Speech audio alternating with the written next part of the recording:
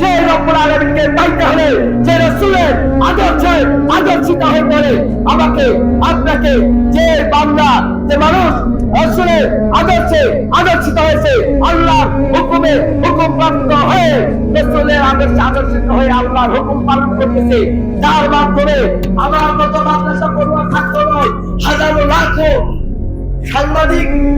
সাহিত্যিক কবি OC DC IG উকিল ব্যারিস্টার যার হাতে হাত দিয়ে বয়ান গ্রহণ করে মুরিদ হয়ে আত্মশুদ্ধির মাধ্যমে দুই বেলা